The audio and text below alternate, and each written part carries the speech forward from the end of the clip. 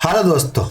उम्मीद है आपकी तैयारी शानदार चल रही है। चलिए शुरू करते हैं एसएसटी के लिए पेपर 9 का पार्ट 2। पहला प्रश्न, चंद्रमा एक माह में पृथ्वी के साथ कितनी बार समकोण की स्थिति बनाता है? एक बार, दो बार, तीन बार या चार बार? तो चंद्रमा पृथ्वी के साथ कितनी बार समकोण की स्थिति बनाता है? तो आंसर होगा ऑप्शन बी, यानी दो दफा। यानी एक चंद्रमा पृथ्वी के साथ दो बार समकोण की स्थिति बनाता है। उस स्थिति में यहाँ पे जैसे सूर्य है, यहाँ पे पृथ्वी होगी और यहाँ पे चंद्रमा, तो इस प्रकार ये वाली स्थिति रहेगी, समकोण की स्थिति रहेगी। कितनी दफा? दो बार होगी। अगले प्रश्न पे चलते हैं। पृथ्वी की दैनिक गति को कहा जाता है, जो पृथ्वी की दैनिक गति होती है, पर डे की गति होती है, उसे क्या कहते हैं? प्रदीप्ति, परिक्रमण, घूर्णन या कोई नहीं? तो इसका आंसर क्या होगा? इसका आंसर होगा ऑप्शन सी, यानी घूर्णन गति। दैनिक गति को घूर्णन गति कहेंगे और जो वार्षिक गति होती है उसे क्या कहेंगे? परिक्रमण गति। यानी पृथ्वी अपने अक्ष पे चारों तरफ घूमती है ना, वो घूर्णन गति होती है। और पृथ्वी सूर्य के चारों तरफ चक्कर लगाती है, वो कौन सी गति होती है? वो परिक्रमण गति होती है। तो जो वर्ष का परिवर्तन होता है वो परिक्रमण गति से, और जो दिन रात का परिवर्तन होता है वो घूर्णन गति से होता है। तो इसका आंसर ऑप्शन सी हो जाएगा। अगले प्रश्न में चलते हैं। दो देशांतरों के मध्य कितने समय का अंतर होता है? 2 मिनट का, 3 मिनट का, 4 मिनट का या 6 मिनट का? तो इसका आंसर क्या होगा? इसका आंसर होगा ऑप्शन सी, यानी 4 मिनट का। दो देशांतर रेखाओं के मध्य कितना अंतर होता है? तो 4 मिनट का अंतर होता है। यानी अगर कोई स्थान पे मान लीजिए 40 डिग्री उत्तरी पूरी देशांतर है और हमें पूछे कि 50 डिग्री पूर्वी देशांतर के मध्य कितने समय का अंतर होगा? 40 डिग्री पूर्वी देशांतर और 50 डिग्री पूर्वी देशांतर, तो यहाँ पे कितने डिग्री का फर्क हो गया? तो यहाँ पे 10 डिग्री का फर्क हो गया। और एक मिनट में कितने डिग्री का फर्क होता है? जो 4 मिनट का फर्क होता है, तो कितना फर्क होगा? तो इस स्थिति में वहां पे 40 मिनट का फर्क होगा। ठीक है, अगले प्रश्न पे चलते हैं। अब देखिए, हमारे पास विद्यार्थियों की लगातार डिमांड आ रही थी, काफी दिनों से आ रही थी कि आप रीट के लिए तैयारी करवाओ, है ना। लेकिन हम यहाँ पे सेकंड ग्रेड के साथ कमिट कर चुके थे कि हम सेकंड ग्रेड को तैयारी करवाएंगे जब तक उनकी एग्जाम नहीं हो जाती। तो अब जैसे ही सेकंड ग्रेड की एग्जाम पूरी हो जाएगी, हमने रीट वाले विद्यार्थियों के लिए भी 50 डेज 50 टेस्ट सीरीज शुरू करने का निश्चय किया है, क्योंकि आप लोग लगातार इसकी डिमांड कर रहे थे। तो चिंता की कोई बात नहीं है, अगले 50 दिन हम आपके साथ बने रहेंगे, आपको हमारे साथ बने रहना है। ठीक है। शीत कटिबंध किसके नजदीक पाए जाते हैं? कर्क रेखा के, विषुवत रेखा के, ध्रुवों के या मकर रेखा के?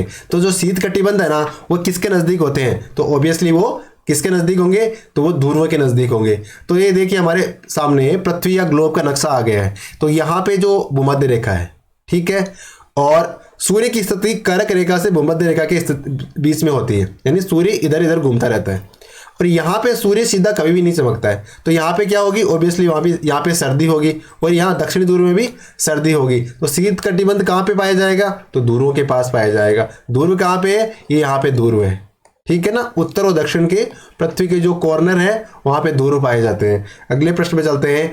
स्वेस महोदय ने पृथ्वी के आंतरिक भाग को कितनी परतों में बांटा है? 1, 2, 3 या 5? तो स्वेस महोदय ने जो पृथ्वी का आंतरिक भाग है उसको कितनी परतों में बांटा है? तो उन्होंने 3 परतों में बांटा है। कितनी परतों में बांटा है? 3 परतों में बांटा है। तो ये देखिए, हमारे सामने पृथ्वी की आंतरिक भाग की स्थिति आ गई है। ये मान सकते हैं कि पृथ्वी का ऊपरी सिरे से लेके ये पृथ्वी का केंद्र तक है, ठीक है। और एग्जैक्ट तो नहीं कह सकते, लेकिन इसका जो त्रिज्या है वो कितनी होगी पृथ्वी की केंद्र से? तो वो होगी लगभग 6370 किलोमीटर। कितनी? 6370 किलोमीटर होगी, ठीक है। अब इस 6370 किलोमीटर को कुछ भागों में बांटा गया है, ठीक है। तो उसे क्या कहा गया है? जैसे ये सबसे ऊपर क्रस्ट मानी गई है। क्या मानी गई है? क्रस्ट। उसके बाद में मेंटल मानी गई है, और मेंटल के बाद में सबसे जो आंतरिक भाग होता है ना, उसे कहते हैं कोर। तो अब क्रस्ट, मेंटल, कोर, इन तीनों को भी अलग अलग भागों में बांटा गया है। जैसे सबसे पहले जो अपनी ऊपर की क्रस्ट है, तो ये इधर वाला जो धरातलीय भाग है उसे कॉन्टिनेंटल क्रस्ट कहते हैं, और जो ये समुद्र वाला भाग है उसे ओशियनिक क्रस्ट कहते हैं, है ना। और उसके बाद मेंटल को अपर मेंटल, उसके बाद सॉलिड मेंटल ट्रांजिशन और लोअर मेंटल कहते हैं, ठीक है। और बीच वाली जो मिडिल मेंटल है ना, इसको भी 3 भागों में बांटा गया है। फिर इसी तरह से कोर को भी आउटर मोल्टन कोर माना गया है और इनर सॉलिड कोर माना गया है। तो इस प्रकार पृथ्वी को क्रस्ट, मेंटल, कोर 3 भागों में या 3 परतों में बांटा गया है मुख्यतः। अगले प्रश्न में चलते हैं। वेगनर के अनुसार निम्न में से कौन सा महासागर पेंथालासा का अवशिष्ट भाग है? यानी वेगनर महोदय ने कौन से महासागर को पेंथालासा का भाग माना है? अटलांटिक को, प्रशांत को, आर्कटिक को या हिंद महासागर को? तो देखो, विश्व में सबसे बड़ा महासागर कौन सा है? तो ये प्रशांत महासागर है। और पहले कहा जाता था कि पृथ्वी की स्थिति कैसी थी? पृथ्वी पे एक ही तो महाद्वीप था, पेंजिया, और एक ही महासागर था, पेंथालासा। अब पेंजिया टुकड़ा टूटने लगा, चारों तरफ होने लगा। जो स्थिति हमारे सामने जो ग्लोब में प्रकट हो रही है ना, तो ये स्थिति थी पृथ्वी की शुरुआती दिनों में। तो यहाँ पे पेंजिया और चारों तरफ पानी है ना, ये पेंथालासा था। अब ये पेंजिया टुकड़ों में बंटने लगा, इधर नॉर्थ अमेरिका, ये साउथ अमेरिका, अफ्रीका, यूरेशिया, और ये भारत वाला टुकड़ा है ना, ये मेडागास्कर। इस तरह से स्थिति होगी तो अलग अलग महासागरों का निर्माण हो गया। तो वर्तमान में जो प्रशांत महासागर है, इसे हम क्या मान सकते हैं? पेंथालासा का भाग मान सकते हैं, है ना।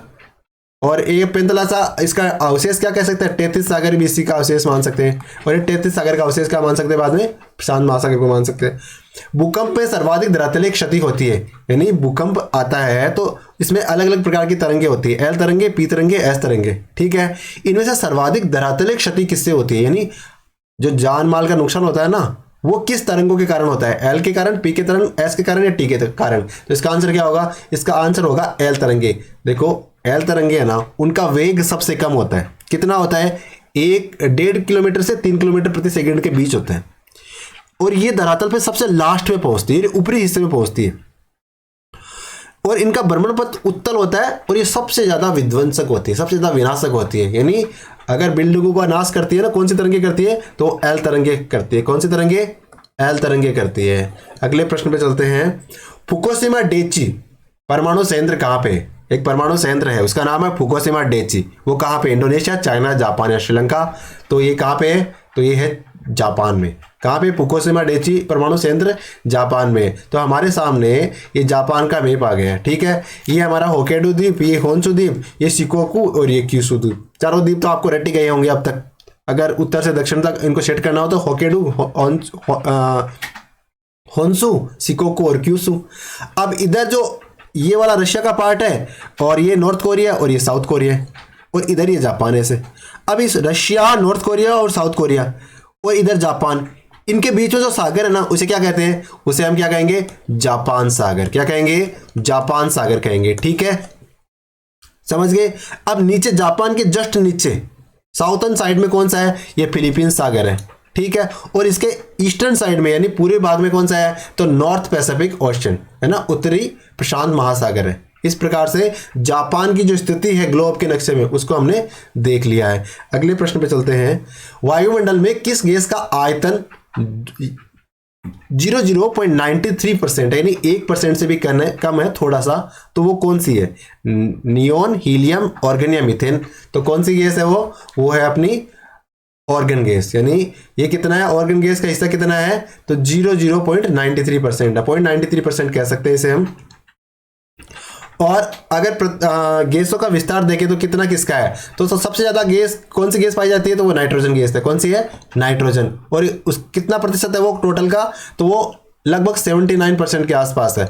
उसके बाद आता है ऑक्सीजन, और ये लगभग 21% के आसपास है। यानी जो वायुमंडल में सर्वाधिक गैसें हैं ना, उनका अधिकतर हिस्सा क्या है? वो नाइट्रोजन और ऑक्सीजन के रूप में है।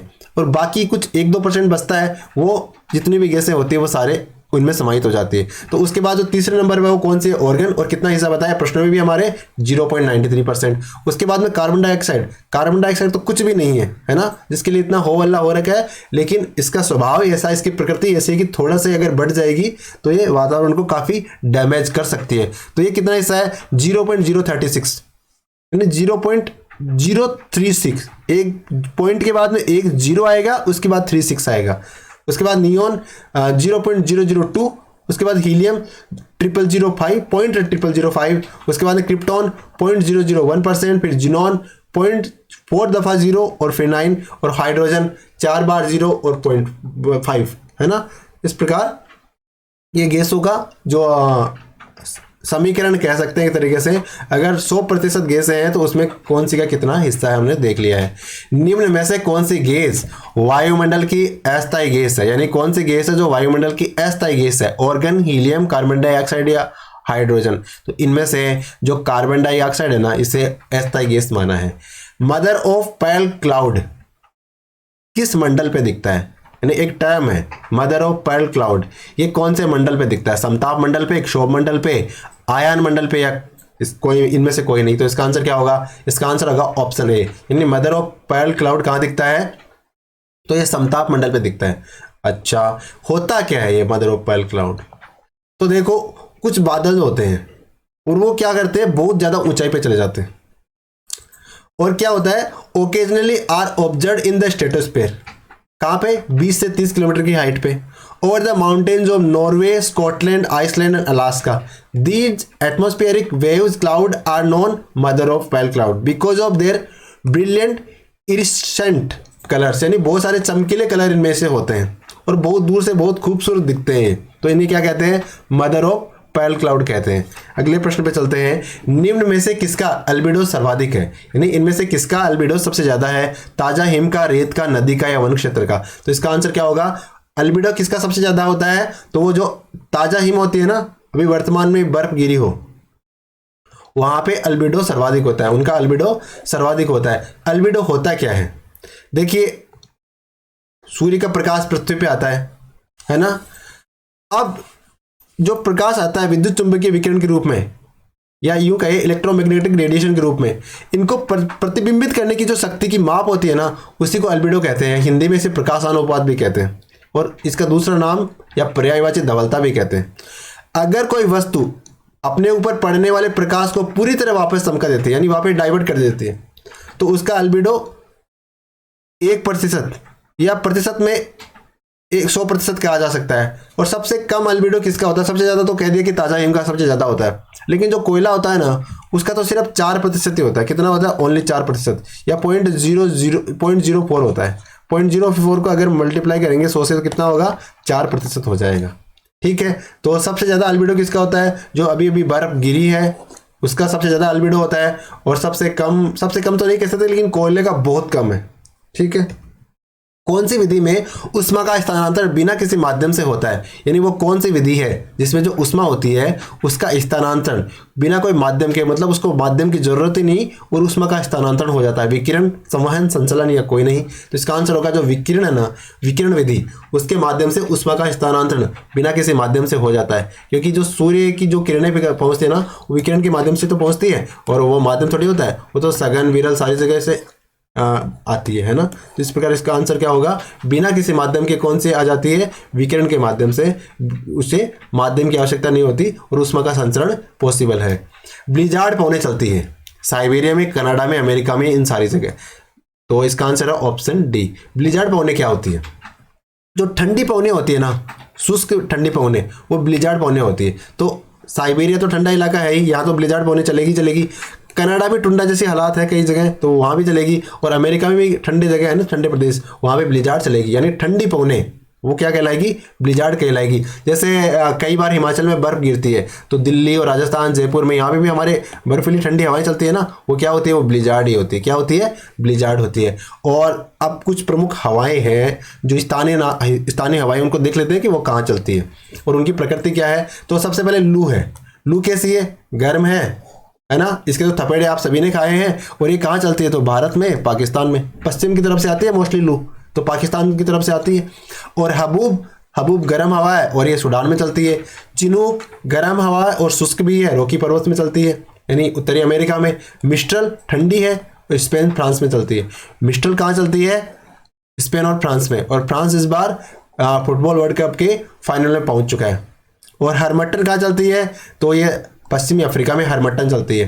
हरमट्टन, इन्हें डॉक्टर विंड्स भी कहते हैं। क्या कहते हैं? डॉक्टर विंड्स भी कहते हैं। सिराको कहाँ चलती है? तो सिराको सहारा मरुस्थल में चलती है।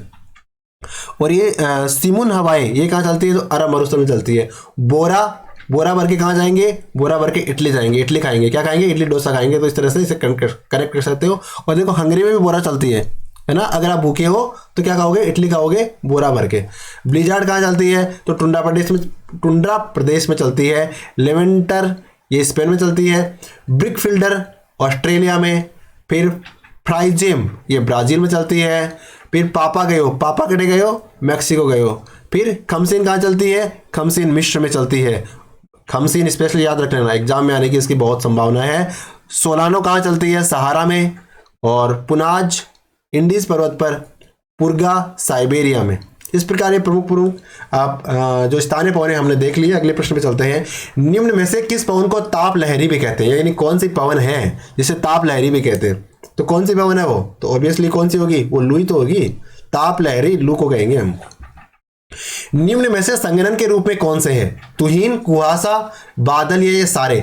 तो संघनन के रूप में पूछ रहा है हमसे, तो तुहिन, कुहासा और बादल ये सारे ही संघनन के रूप में होते हैं। ठीक है, अगले प्रश्न में चलते हैं। लघु ज्वार के समय पृथ्वी की स्थिति कैसी होती है? जब लघु ज्वार आता है ना तो पृथ्वी की स्थिति कैसी होती है? समकोणिक होती है, युति होती है, वियुति होती है, युति वियुति होती है। तो लघु ज्वार के समय क्या होता है? पृथ्वी की स्थिति समकोणिक होगी। कैसी होगी? समकोणिक होगी। और ये सप्तमी अष्टमी को आता है। लघु ज्वार कब आते हैं? जब सप्तमी अष्टमी होती है ना, तब लघु ज्वार आते हैं। अगले प्रश्न में चल आइए, देखो कह रखा है प्रत्येक चंद्रमास के शुक्ल पक्ष तथा कृष्ण पक्ष की सप्तमी तथा अष्टमी तिथि को उत्पन्न होने वाले ज्वार जो सामान्य ज्वार से कम ऊंचे होते हैं। जो सामान्य ज्वार आते हैं ना, ये जो लघु ज्वार होते हैं उतने ऊंचाई लिए हुए नहीं होते, उतने प्रचंड नहीं होते हैं ना। और ये कब आते हैं? शुक्ल पक्ष तथा कृष्ण पक्ष की सप्तमी अष्टमी की तिथि को आते हैं। भूकंप के समय उद्भव विशाल समुद्र जलधारा को क्या कहते हैं? यानी भूकंप आया और बड़ी बड़ी मतलब समुद्र की लहरें बाहर आ रही है, उन्हें क्या कहते हैं? ज्वारी धारा, तूफानी धारा, सुनामी या जेट स्ट्रीम। तो इन्हें क्या कहेंगे? तो इन्हें कहेंगे जेट सुनामी। सुनामी का नाम तो सुना ही होगा। तो देखो सबसे बड़ी बड़ी सुनामी कौन सी है ये मॉडर्न वर्ल्ड में? तो सुनामी में जैसे टी साइलेंट रहता है, जैसे साइकोलॉजी में पी साइलेंट रहता है ना, सुनामी में टी साइलेंट रहता है। और यहाँ पे सुंडा स्टेट इंडोनेशिया में 2018 में आई थी। जो सुंडा जल संधि है ना, वहाँ पे 2018 इंडोनेशिया में आई थी।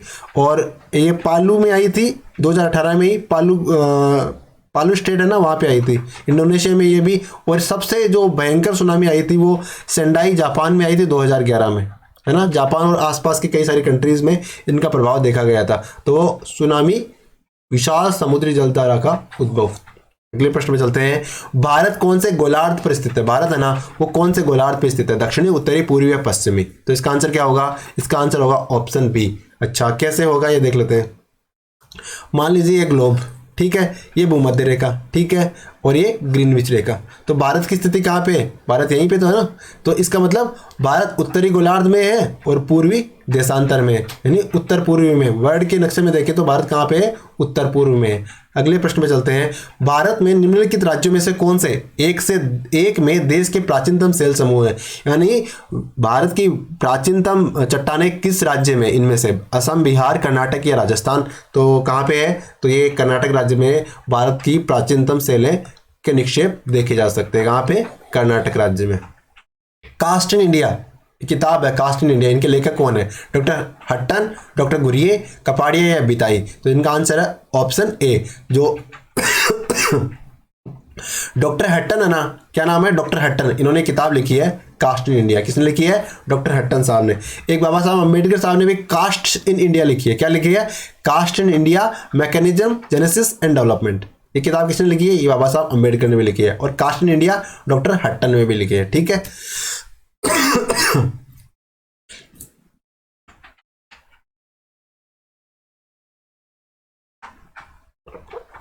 समाजशास्त्र और मानव शास्त्र जुड़वा बहने हैं, ये कथन किसका है? मेलानोव्स्की का, मजूमदार का, क्रोबर का या समनर का? समाजशास्त्र और मानव शास्त्र को जुड़वा बहने किसने बताया है? तो ये बताया है ऑप्शन सी, यानी क्रोबर साहब है ना, क्रोबर। इन्होंने क्या कहा है कि समाजशास्त्र और मानव शास्त्र जुड़वा बहने हैं, है ना। इनको बहने किसने बताया है? तो क्रोबर साहब ने इनको मानव शास्त्र और समाजशास्त्र को जुड़वा बहने बताया है। डेनियल बेल के अनुसार उत्तर औद्योगिक समाज में संपत्ति के रूप में निम्न में से किसका सर्वाधिक महत्व होता है? डेनियल बेल क्या कह रहे हैं कि जो उत्तर औद्योगिक समाज था ना, जैसे औद्योगिक क्रांति शुरू हुई और शुरुआती दौर के बाद उत्तर औद्योगिक क्रांति आई, जब मैच्योरिटी होगी औद्योगिक क्रांति की, उसके बाद में सबसे ज्यादा इंपॉर्टेंस किसको देने लगे? नगदी को, भूमि को, ज्ञान को या बाहुबल को? तो इसका आंसर क्या होगा?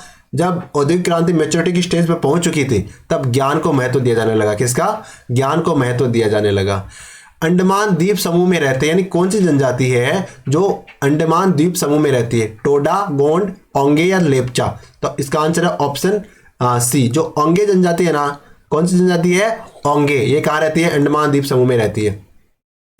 कुले साहब के अनुसार कौन सा प्राथमिक समूह नहीं है, यानी प्राथमिक समूह कौन सा नहीं है इनमें, परिवार, राजनीतिक दल, पड़ोस या मित्र समूह। तो इसका आंसर है ऑप्शन बी, जो राजनीतिक दल है ना वो प्राथमिक समूह नहीं है। बाकी परिवार प्राथमिक समूह है, पड़ोस भी है और मित्र समूह भी प्राथमिक समूह में ही आता है। तो इसका आंसर क्या हो जाएगा, ऑप्शन बी इसका आंसर हो जाएगा। जब कभी दो या दो से अधिक व्यक्ति एक जगह एकत्रित होकर एक दूसरे पर प्रभाव डालते हैं तब वह समूह का निर्माण करते हैं। कथन किसका है, मेलानोव्स्की का, मजुमदार का, क्रोबर का, ऑकबर्न और निमकोफ का। तो इसका आंसर है ऑप्शन डी, यानी ऑकबर्न और निमकोफ साहब का एक कथन है। क्या क्या कहते हैं ऑकबर्न और निमकोफ साहब, ये कहते हैं कि जब दो या दो से अधिक व्यक्ति एक जगह इकट्ठे होते हैं और एक दूसरे पर प्रभाव डालते हैं तो इससे क्या होता है, इससे समूह का निर्माण होता है। कौन कह रहे हैं, ऑकबर्न और निमकोफ साहब कह रहे हैं। निम्न में से कौन सी एक प्राथमिक समूह की विशेषता नहीं है, यानी कौन सी है इनमें से विशेषताओं में से जो प्राथमिक समूह से मेल नहीं खाती, घनिष्ठता, मुखोन्मुख संबंध, अवैयक्तिक संबंध या भौतिक सामीप्य। तो इसका आंसर होगा ऑप्शन सी, यानी अवैयक्तिक संबंध विशेषता है ना वो प्राथमिक समूह की नहीं है।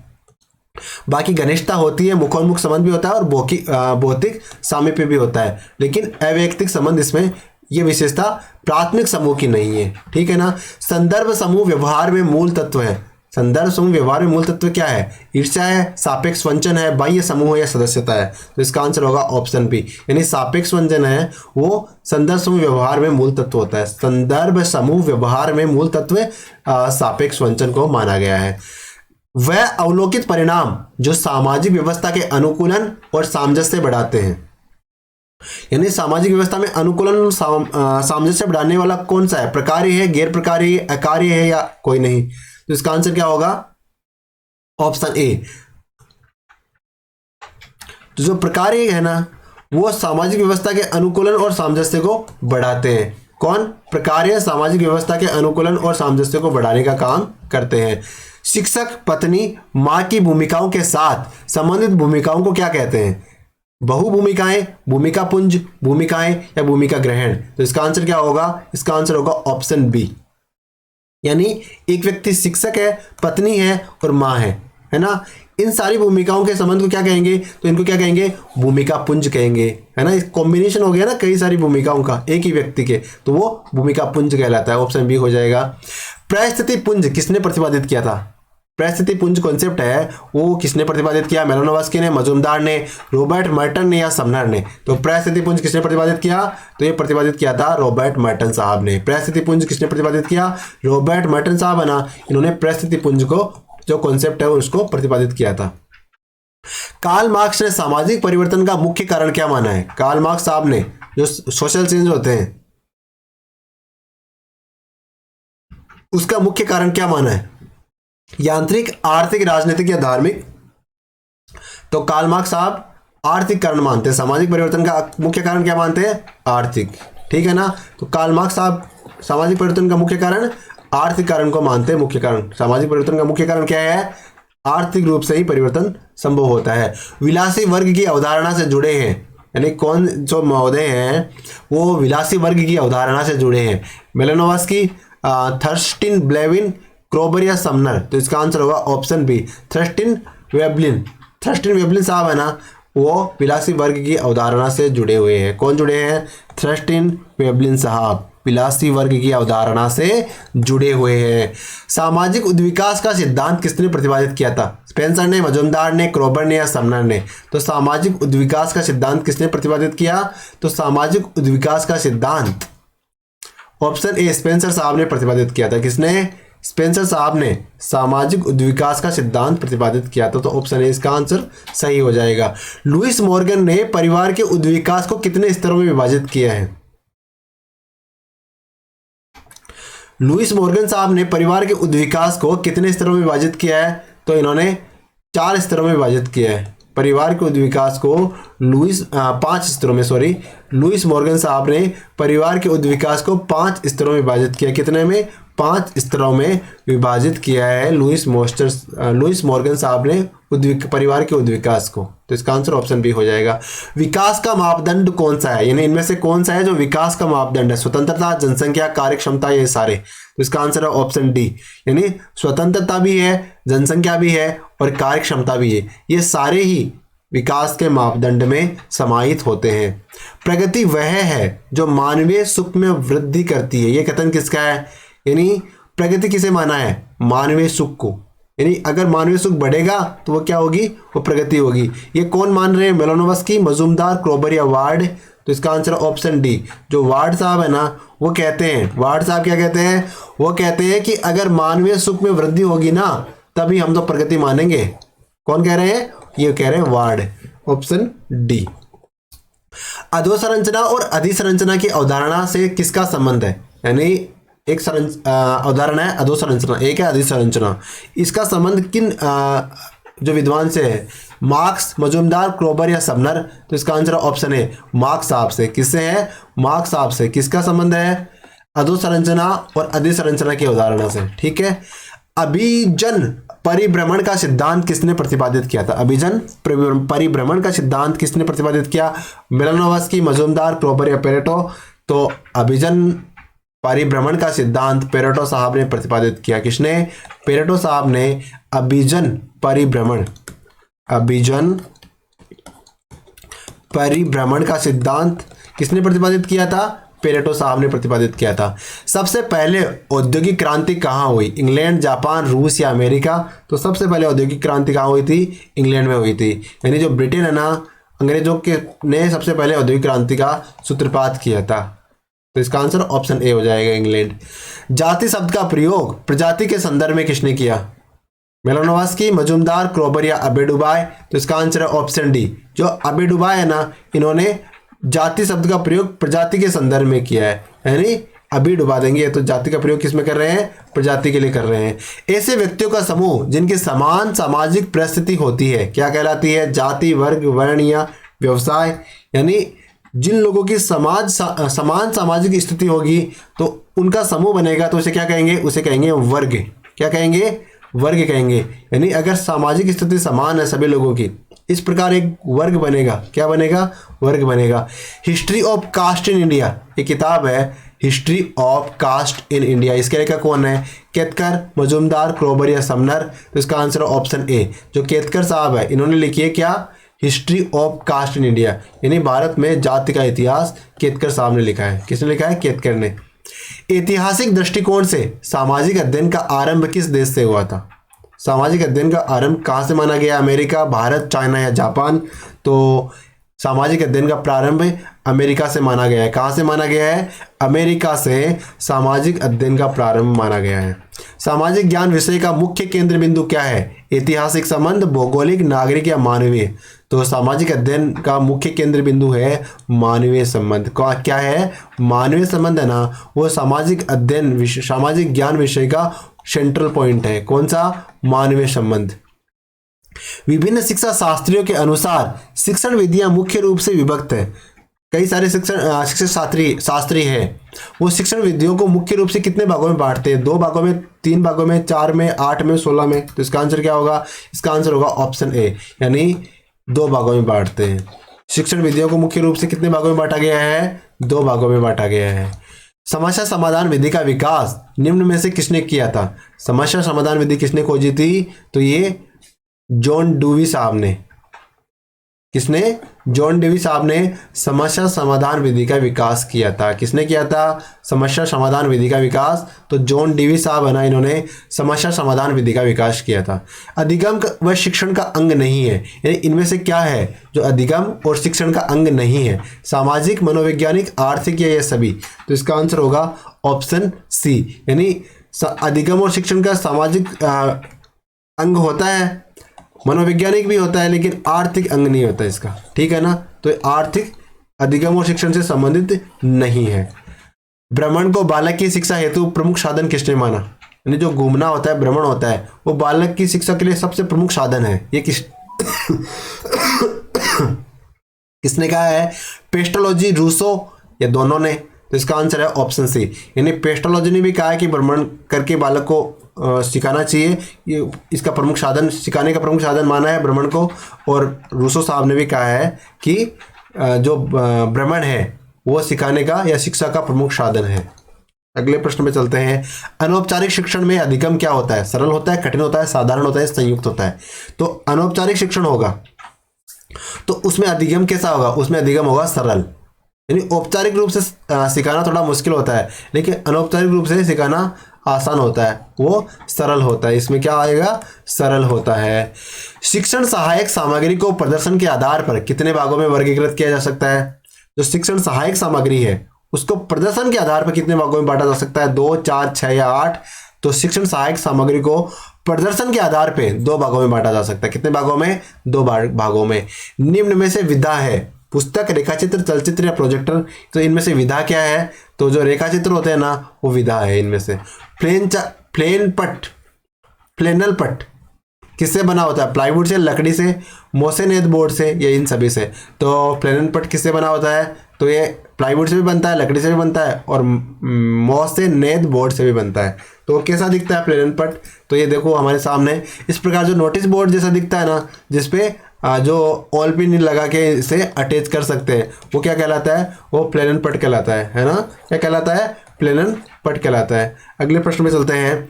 शिक्षक को मेकर ऑफ मैन किसने कहा? एडम्स ने, मजुमदार ने, क्रोबर ने या समनर ने? तो शिक्षक को मेकर ऑफ मैन यानी आदमी को बनाने वाला कौन है? शिक्षक है। ये किसने कहा? ये कहा था एडम साहब ने, है ना?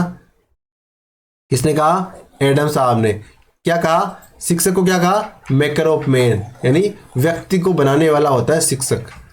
विनिग ने शिक्षक के गुणों को कितने व्यापक वर्गों में समुपस्थित किया है? यानी विनिग साहब है, उन्होंने शिक्षक के गुण को कितने व्यापक वर्गों में समुपस्थित किया है, यानी कितने भागों में बांटा है? 1, 2, 3 या 4? तो विनिग साहब ने शिक्षक के गुण 2 प्रकार के बताए, नहीं 3 प्रकार के बताए। कितने प्रकार के बताए हैं?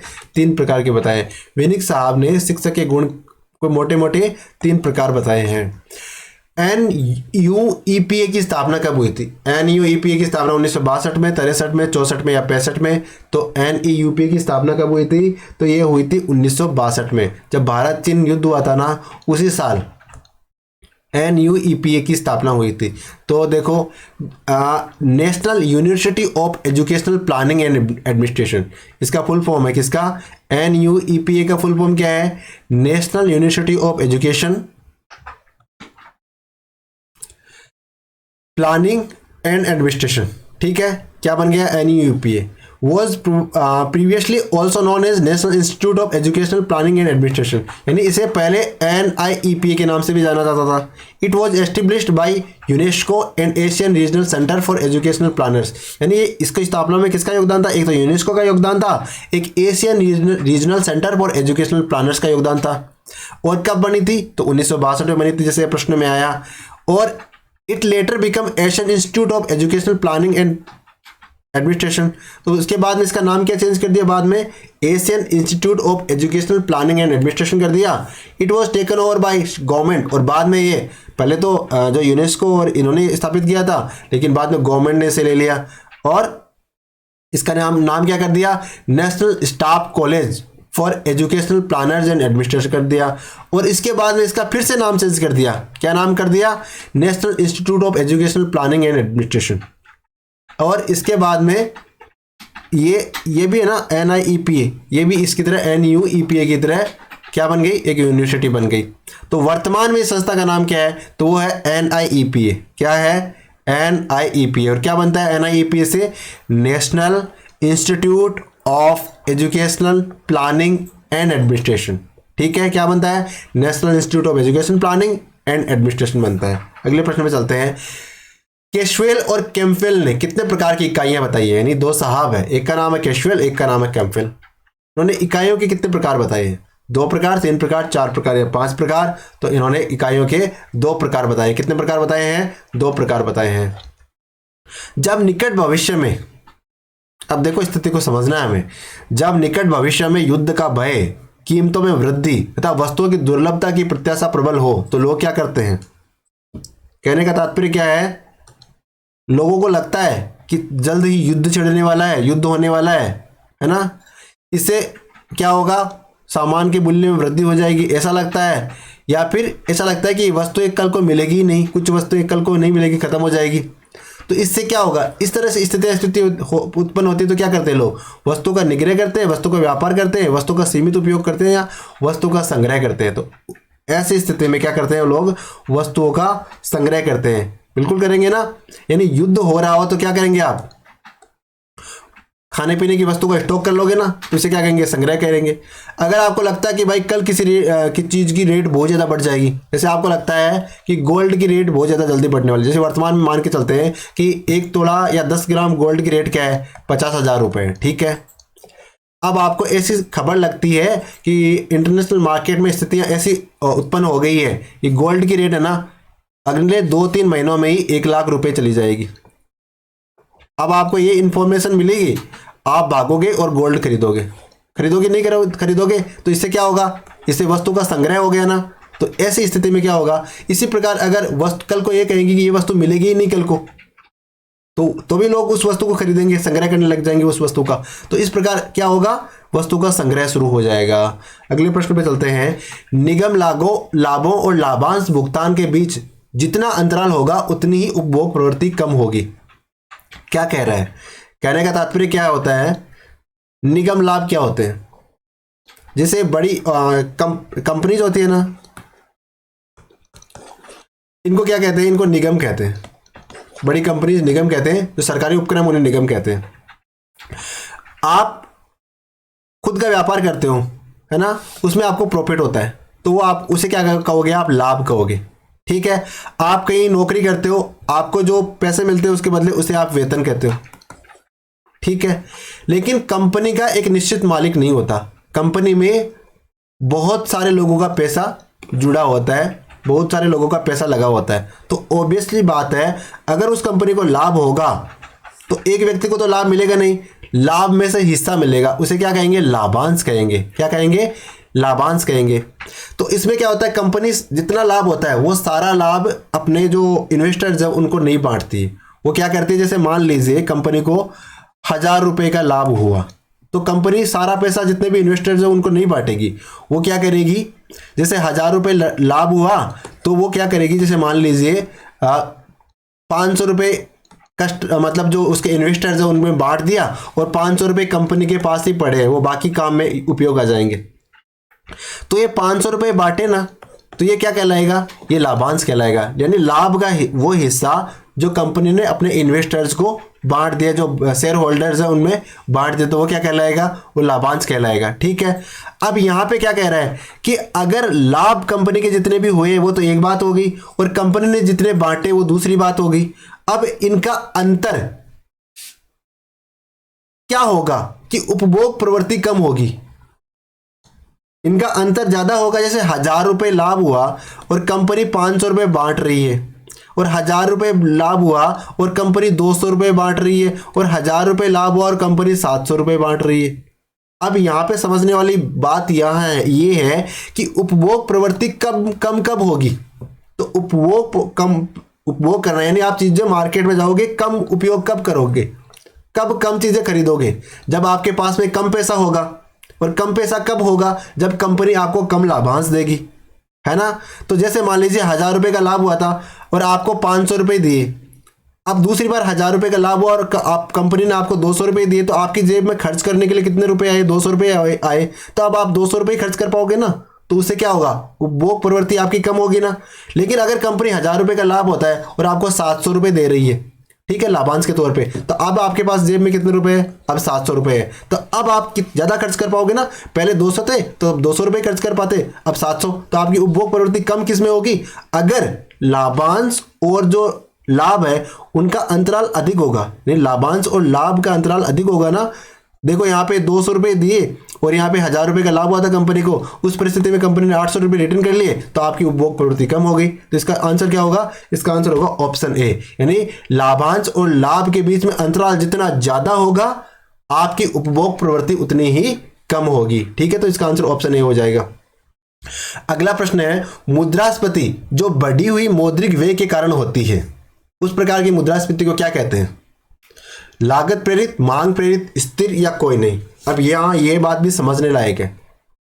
तो एक बार देखते हैं कि बढ़ी हुई मुद्रास्फीति मौद्रिक व्यय के कारण होती है, उस प्रकार की मुद्रास्फीति को क्या कहते हैं। मौद्रिक व्यय क्या होता है? मौद्रिक व्यय वो होता है जैसे सरकार ने राजस्व राजस्व प्राप्तियां देख लेते हैं, सरकार की प्राप्तियां देख लेते हैं, सरकार के भुगतान देख लेते हैं। ठीक है, अगर सरकार की प्राप्तियां कम है और भुगतान ज़्यादा कर रही है, खर्च ज़्यादा कर रही है, तो लोगों के पास में फंड आएगा, ज़्यादा पैसा आएगा। पैसा आएगा तो क्या होगा, लोग खरीदेंगे ज़्यादा, और उससे क्या होगा, डिमांड, अगर आपके पास पैसा ज़्यादा है तो आप डिमांड ज़्यादा करोगे, डिमांड ज़्यादा करोगे तो महंगाई बढ़ जाएगी। तो उस प्रकार की महंगाई, बढ़ी हुई महंगाई को क्या कहेंगे, उस प्रकार की बढ़ी हुई महंगाई को मांग प्रेरित महंगाई कहेंगे।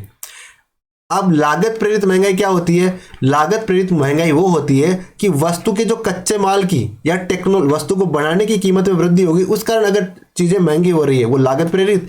लेकिन आप लोगों की डिमांड ज्यादा हो रही है और सामान मार्केट में है कम, उससे अगर उसकी महंगाइयाँ बढ़ रही है, मुद्रास्फीति बढ़ रही है, तो वो क्या कहलाएगी, वो मांग प्रेरित मुद्रास्फीति कहलाएगी। अगले प्रश्न पे चलते हैं। प्रशासित मूल्य में वृद्धि से क्या होगा? मांग प्रेरित स्थिति, लागत प्रेरित स्थिति, स्थिर स्थिति या मुद्रा संकुचन? तो इसका आंसर होगा ऑप्शन बी, लागत प्रेरित स्थिति। प्रशासित मूल्य वृद्धि का क्या तात्पर्य है? प्रशासित मूल्य वृद्धि का, प्रशासित मूल्य वृद्धि मतलब रेगुलेटेड, रेगुलेटेड मूल्य वृद्धि कैसे होगी? अब मान लीजिए कोई वस्तु है, कोई कंपनी बना रही है, उसको कॉस्ट है 100 रुपये, ठीक है, और वो 10 रुपये अपना उसमें ऐड करती है। तो अब उसकी कॉस्ट कितनी होगी मार्केट में? मान लो 10 रुपये अपने प्रॉफिट के रखेगी, 100 रुपये तो उसके बनाने के लग गए, उसके 10 रुपये अपना लाभ ऐड कर देती है, लाभ जोड़ देती है उसमें, तो कितने रुपये वस्तु कितने की बने, आपको कितने की पड़ेगी? 110 की पड़ेगी, है ना। अब प्रशासित रूप से मूल्य वृद्धि कैसे करते हैं वो देखते हैं। अब सरकार को बोले कि ये बढ़ाना है इसकी रेट, सरकार कैसे बढ़ाएगी? सरकार आएगी, बोले कि भाई साहब ये 100 रुपये की चीज़ बेच रहे हो ना आप? हाँ, बोले बेच रहे हैं। बोले हमें भी 20 रुपये दो टैक्स के। तो अब कितना हो गया? तो 120 रुपये तो कंपनी के खर्चे हो गए और 10 रुपये वो अपना लाभ जोड़ेगी। तो अब कितने की मिलेगी वो वस्तु? अब 130 की मिलेगी। तो इस प्रकार से जो मूल्य वृद्धि हुई ना टैक्स लगाने से, ये सरकार ने प्रशासित करके बढ़ाई ना इसकी वृद्धि को, तो इसे प्रशासित मूल्य वृद्धि कहेंगी। तो ऐसी मूल्य वृद्धि क्या कहलाएगी? तो ये लागत प्रेरित मूल्य वृद्धि कहलाएगी। क्या कहलाएगी? लागत प्रेरित, क्योंकि उस वस्तु को बनाने का खर्चा ज्यादा बढ़ जाता है, तो वो प्रशासित मूल्य वृद्धि कहलाती है। अगला प्रश्न है, किसी वस्तु की वह मात्रा जिसे उसका उत्पादन या वितरक एक ही निश्चित समय में एक निश्चित मूल्य पर बाजार में बेचने को तैयार होता है, क्या कहलाता है? पूर्ति, मांग, आय या ब्याज। तो यानी किसी वस्तु की वह मात्रा जिसे उसका उत्पादक या वितरक एक निश्चित समय में एक निश्चित मूल्य पर बाजार में बेचने को तैयार होता है, तो उसे क्या कहेंगे? उसे पूर्ति कहेंगे। यानी बेचने वाले की बात कर रहे हैं, यानी कोई कह रहा है कि मैं इतने रुपए में फलानी चीज दे दूंगा आपको, है ना, इतने रुपए में दे दूंगा, है ना, तो इसे क्या कहेंगे? इसे पूर्ति कहेंगे ना। मांग किसे कहेंगे? कि आपको कोई चीज चाहिए, आप कहोगी कि मुझे ये चीज चाहिए, तो वो क्या कहलाएगी?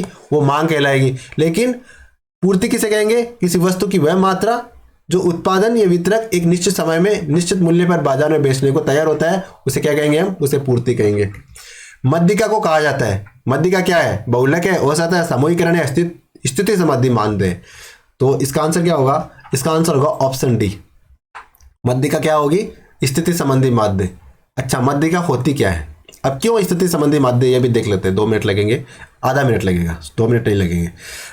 मध्यिका कैसे निकालते हैं? जैसे मान लीजिए एक डेटा है हमारे पास 2, 3, 4, 2, 5, 9, ठीक है, 7। तो मध्यिका निकालने के लिए क्या करेंगे? सबसे पहले हम क्या करेंगे, ये जो हमारे पास डेटा है इसे हम छोटे से बड़े की तरफ आरोही क्रम में सेट कर लेते हैं। तो सबसे पहले 2, उसके बाद में 3, उसके बाद में 4, उसके बाद फिर से 2, उसके बाद में 5, फिर उसके बाद में 7 और उसके बाद में 9, ठीक है। अब मध्य का क्या होगा? इनके बीच का मान मध्य का होगा, बीच का मान मध्य का होगा। तो कैसे निकालेंगे? तो टोटल डिजिट कितने हैं? 1, 2, 3, 4, 5, 6, 7 डिजिट है। कितने डिजिट है? 7। इसमें 1 ऐड करेंगे और 2 का भाग दे देंगे। यानी जितने भी डिजिट होते हैं उसमें जो अगर विषम संख्या में है तो उसमें 1 ऐड कर देंगे और 2 का भाग दे देंगे। तो कितना होगा? 8 आएगा। 8 में 2 का भाग देंगे तो कितना आएगा? 4। अब इस साइड से चौथा लेटर देख लो कौन सा है, पहला, दूसरा, तीसरा, चौथा, है ना। तो क्या मध्य का क्या आई? इस हमारे पास जो ये बंटन है इसका मध्य का क्या आएगी? 4 आएगी। अब मध्यिका कैसे निकाली हमने, यानी जो अंक रख रखे इनको सेट कर रखा है और वो कहाँ पे रखा हुआ है, तो स्थिति संबंधी हो गई ना इस तरह से। तो इस प्रकार जो मध्यिका क्या होगी, एक स्थिति संबंधी माध्य होगा। क्या होगा, स्थिति संबंधी माध्य, क्योंकि वो उसकी स्थिति के आधार पर निकाला जाता है कि अंकों में वो जो पर्टिकुलर जो डिजिट हमने आइडेंटिफाई किया है वो कहाँ पे रखा हुआ है। अगर ये मान लो यहाँ पे 5 होता तो यहाँ पे क्या होता, फिर इसका आंसर 5 होता, 4 नहीं होता, है ना। तो इस प्रकार क्या होगा, स्थिति संबंधी माध्य मध्यिका होगा।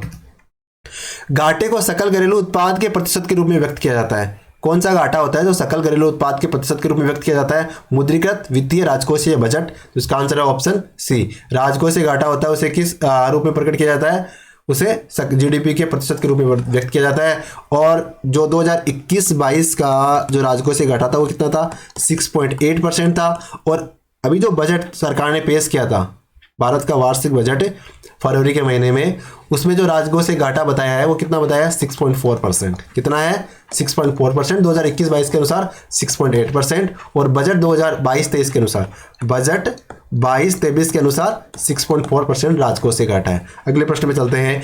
एक दिए हुए समय पर एक टाइम पीरियड दे रखा है, किसी वस्तु की मांग उस वस्तु की वह मात्रा है जो किसी समय विशेष पर उस मूल्य पर खरीदी जाती है। ये कथन किसका है, यानी ये मांग के बारे में कथन, मांग किसे कहा गया ये बताएं इन साहब ने। ये क्या कहा है इन्होंने कि एक दिए गए समय में किसी वस्तु की मांग उस वस्तु की वह मात्रा जो किसी समय विशेष पर उस मूल्य पर खरीदी जाती है। ये कथन किसका है, प्रोफेसर बेनहम का, कर्नल का, रॉबिन्स का या किन्स का। तो ये कथन है प्रोफेसर बेनहम साहब का। किसका है, प्रोफेसर बेनहम साहब का है। जब उपभोक्ता की आय बढ़ती है तो किस प्रकार की वस्तु की मांग बढ़ती है, स्वतंत्र, पूरक, श्रेष्ठ या स्थानापन्न। तो इसका आंसर क्या होगा, इसका आंसर होगा ऑप्शन सी, श्रेष्ठ। कहने का तात्पर्य क्या है, अगर मान लीजिए आपकी सैलरी 10,000 रुपए है और इस आपकी सैलरी अब 1 लाख रुपए होगी, प्रोबेशन आपका पूरा हो गया तो सैलरी 1 लाख रुपए होनी है।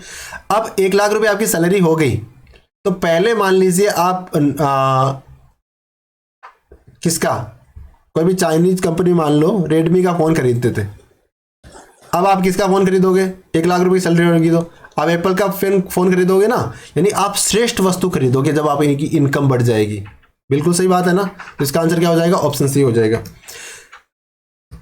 वे वस्तुएं जिनकी मांग आय में वृद्धि होने पर बढ़ती है और आय में कमी होने पर घटती है तो क्या कहलाती है। तो ये तो मांग का नियम है कि आय में बढ़ेगी, आय में वृद्धि होगी तो मांग बढ़ जाएगी, आय में कमी होगी तो मांग घट जाएगी। तो ऐसी स्थिति क्या होगी, ऐसी तो सामान्य स्थिति होगी। क्या होगी, सामान्य स्थिति होगी। क्या होगी, सामान्य स्थिति होगी, क्योंकि ये तो ऑब्वियस नियम है। मांग का नियम यही तो कहता है ना कि आपकी आय बढ़ेगी तो मांग भी बढ़ेगी और आय घटेगी तो मांग भी घटेगी। जब बजट घाटे की पूर्ति या वित्त पोषण आरबीआई द्वारा किया जाता है तो इसे क्या कहा जाता है, बजट घाटा क्या होता है, यानी आपकी जो प्राप्तियां हैं, जो भुगतान है, इनका डिफरेंस है और ये डिफरेंस आरबीआई के द्वारा पूरा किया जाता है। इस प्रकार का जो इस प्रक्रिया को क्या कहते हैं, मुद्रीकृत घाटा, बजट घाटा, राजकोषीय घाटा, वित्तीय घाटा। तो इस प्रकार के घाटे को मुद्रीकृत घाटा कहते हैं। क्या कहते हैं, मुद्रीकृत घाटा कहते हैं। यानी आपने उस घाटे की करेंसी इश्यू कर दी और इस प्रकार करने से क्या होगा, जो करेंसी का वास्तविक मूल्य होगा ना वो गिर जाएगा, है ना। 2, 5, 10, 20, 50, 100 और 500, ठीक है, के नोट पर किसके हस्ताक्षर होते हैं, आरबीआई गवर्नर के, वित्त मंत्री के, प्रधानमंत्री के, राष्ट्रपति के। तो इसका आंसर क्या होगा, किसके हस्ताक्षर होते हैं। तो इसका आंसर है ऑप्शन ए, यानी आरबीआई गवर्नर के। तो बताइए वर्तमान में किसके हस्ताक्षर होते हैं। तो जो शक्तिकांत दास साहब है ना, ये वर्तमान में गवर्नर आरबीआई के और इनके हस्ताक्षर होंगे। तो मतलब 2 रुपए से लेके अब ये बताओ 2000 के नोट पे किसके हस्ताक्षर होते हैं। यहाँ पे तो प्रश्न में 2000 लिख नहीं रखा है। 2 रुपए पे, 5 रुपए पे, 10 पे, 20 पे, 50 पे, 100 पे और 500 पे तो आरबीआई गवर्नर के हो गए। शक्तिकांत दास आरबीआई के 25वें नंबर के गवर्नर है, इनके हस्ताक्षर होते हैं, ठीक है। लेकिन 2000 के नोट पे किसके हस्ताक्षर होते हैं, 1 रुपए पे भारत का जो वित्त सचिव होता है उनके हस्ताक्षर होते हैं। अगले प्रश्न में चलते हैं। प्रचलित मुद्रा के कितने प्रतिशत भाग स्वर्ण और सरकारी प्रतिभूतियों के रूप में रखे जाते हैं। तो 20%, 30%, 40, 50। तो इसका आंसर होगा ऑप्शन ए, यानी प्रचलित मुद्रा का जो 25% भाग है ना वो या तो गोल्ड में रखना होता है या फिर सरकारी जो सिक्योरिटीज है उनमें रखना होता है। जब सरकार घाटे की बजटीय नीति अपनाती है तो आरबीआई को प्रचलन में अधिक मुद्रा डालनी पड़ती है। इस प्रक्रिया को क्या कहते हैं? साख का प्रसार, वित्त प्रबंधन, मौद्रिक अधिसत्ता या वित्त प्रबंधन। तो इसका आंसर है ऑप्शन ए, यानी सरकार ने घाटे की बजटीय नीति अपनाई, यानी उनकी प्राप्तियां कम थी और भुगतान ज़्यादा थे, तो इस प्रकार जो घाटा होना तो घाटे का बजट कहते हैं उसे। सही बात है। अब आरबीआई ने अतिरिक्त करेंसी डाली, अतिरिक्त करेंसी डालने का क्या प्रभाव हो, क्या होगा? इसे क्या कहेंगे? इसे कहेंगे साख का प्रसार। साख का प्रसार कैसे? से मार्केट के अंदर पहले पैसा कम था, अब सरकार ने ज़्यादा खर्च कर दिया, ज़्यादा खर्च कर दिया तो पैसा मार्केट में ज़्यादा आएगा, ज़्यादा आएगा तो क्या होगा? साख का प्रसार हो जाएगा। तो इसका आंसर ऑप्शन ए हो जाएगा। आरआरबी की स्थापना कब हुई थी? 1970, 75, 80 या 85। तो आरआरबी की स्थापना, आरआरबी माने रीजनल रूरल बैंक, इसकी स्थापना कब हुई थी? 1975 को हुई थी। और पहला आरबीआई कौन सा था? आरआरबी कौन सा था? तो यूपी में प्रथमा बैंक है ना, वो पहला आरआरबी था। 5 अप्रैल 2016 को भारत सरकार द्वारा कौन सी योजना प्रारंभ की गई? 5 अप्रैल 2016 को भारत सरकार ने एक योजना प्रारंभ की थी। कौन सी योजना थी? Startup India, stand up India, digital India या मेक इन इंडिया? तो इसका आंसर है option B, stand up India है। वो 5 अप्रैल 2016 को भारत सरकार द्वारा कौन सी योजना थी? Stand up India. कब? 5 अप्रैल 2016। यदि 10 जने 100 जूते बनाते हैं, फिर 3 जनों को बाहर कर दो, 7 जने बचे, वो भी 100 जूते का निर्माण करते हैं, ये कौन सी बेरोजगारी है? प्रच्छन्न, मौसमी, चक्रीय या संरचनात्मक? तो इस प्रकार की बेरोजगारी को क्या कहेंगे? तो इस प्रकार की बेरोजगारी प्रच्छन्न बेरोजगारी होती है। क्या होती है? प्रच्छन्न बेरोजगारी। जैसे नॉर्मली कृषि क्षेत्र में ये बेरोजगारी स्पेशली पाई जाती है। जैसे मान लीजिए किसी व्यक्ति के पास 20 बीघा खेत था, अब उसमें वो पहले खुद ही खेती कर रहा था, सारा काम खुद ही कर रहा था। अब उसके 2 बेटे और हो गए, अब कितने हो गए? 3 बंदे हो गए। अब वो 3 बंदे भी उसी 20 बीघा खेत में कमाई कर रहे हैं। तो अब भाई 20 बीघा खेत तो अकेला बंदा ही देख रहा था, अब 2 बंदे फालतू में इसमें लगे हुए हैं, जबकि वो अकेला ही देख सकता है। तो इस प्रकार की जो बेरोजगारी होती है ना, 2 व्यक्ति फालतू ही लग रखे हैं ना, इस प्रकार की बेरोजगारी को प्रच्छन्न बेरोजगारी कहते हैं। उसमें बेरोजगार को ये पता ही नहीं होता कि एक्चुअली मैं बेरोजगार ही हूँ। भारत में किस देश के साथ अंतर्राष्ट्रीय सौर गठबंधन की शुरुआत की? यानी भारत ने किस देश के साथ में मिलकर अंतर्राष्ट्रीय सौर गठबंधन की शुरुआत करी थी? नेपाल, रूस, अमेरिका या फ्रांस? तो इसका आंसर है ऑप्शन डी, यानी फ्रांस के साथ मिलकर भारत ने अंतर्राष्ट्रीय सौर गठबंधन की स्थापना की थी। और इसका हेडक्वार्टर कहाँ पे है?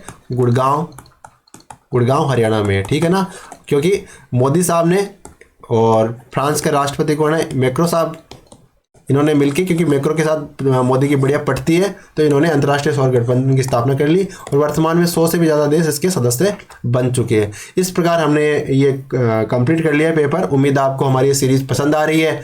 अगर पसंद आ रही है तो अपने दोस्तों के साथ शेयर करो, चैनल को सब्सक्राइब करो। और आप लोगों की लगातार डिमांड पे हम जो रीट मेंस है या यूं कहीं 3rd ग्रेड मेंस है, उसके स्टूडेंट्स के लिए भी टेस्ट सीरीज़ लेके आ रहे हैं। 50 वीडियो टेस्ट की सीरीज़ होगी। PDF भी आपको फ्री ऑफ कॉस्ट हमारे टेलीग्राम चैनल पे मिल ही जाएगा, है ना। बाकी पढ़ते रहो। Thank you.